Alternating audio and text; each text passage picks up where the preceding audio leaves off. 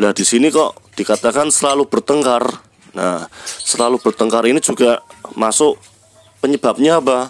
Faktornya apa? Nah, biasanya yang sering terjadi kenapa kok selalu bertengkar, itu faktor yang pertama, salah satu dari indukan itu belum ada.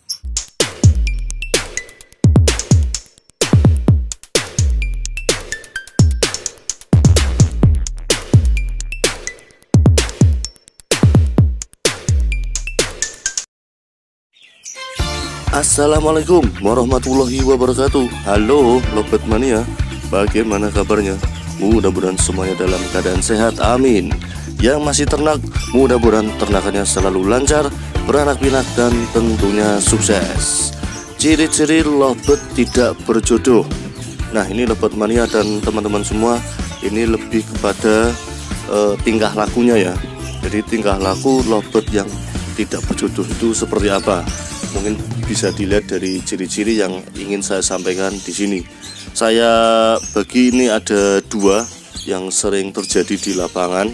Nah, sebelum saya membahas mengenai ciri-ciri Lovebird yang tidak berjodoh, ini salah satu faktor yang membuat peternak kita pasti akan merasa pusing ya. Sudah lama menantikan pasangan yang dijodohkan, tapi ternyata tidak kunjung jodoh, kawin saja tidak, ya kan? Nah, ini juga tanpa kita sadari ternyata juga ada menunjukkan tingkah laku. Nah, jadi kelihatan kalau tingkah lakunya seperti ini, nah ini biasanya tidak berjodoh.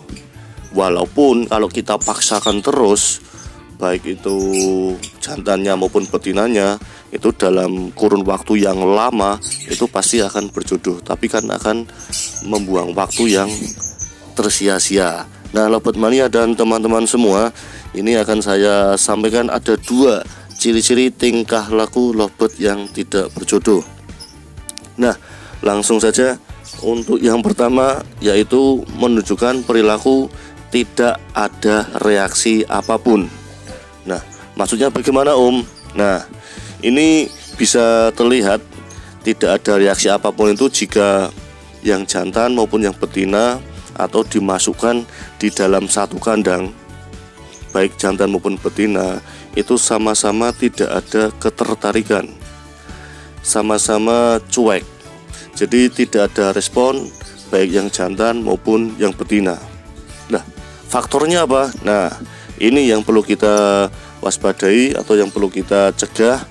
Faktornya bisa juga ternyata itu jenis kelaminnya ternyata sama.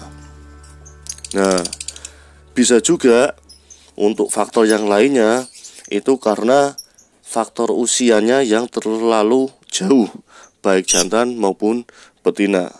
Sebagai contoh, misal jantan sudah atau baru usia 6 bulan, terus yang betina itu dengan posisi sudah usia 1 tahun ke atas. Nah, kalau dengan usia yang terpaut panjang seperti ini biasanya memang agak susah untuk dijodohkan. Nah, ini saya anggap menjadi salah satu ciri perilaku Lovebird yang tidak berjodoh di bagian yang tidak ada reaksi apapun. Artinya tidak ada respon baik jantan maupun betina. Nah, itu yang pertama Lovebird Mania. Terus yang kedua, ciri-ciri tingkah laku Lovebird tidak berjodoh bisa dilihat dari selalu bertengkar.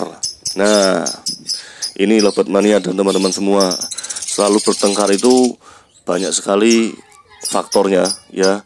Biasanya jika kita berjodoh itu pasti Lovebird baik jantan maupun betina itu pasti akan menunjukkan tingkah laku yang mesra seperti ini.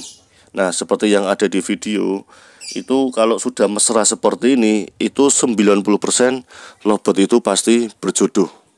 Itu saling merespon baik jantan maupun betina. Jadi ada ketertarikan.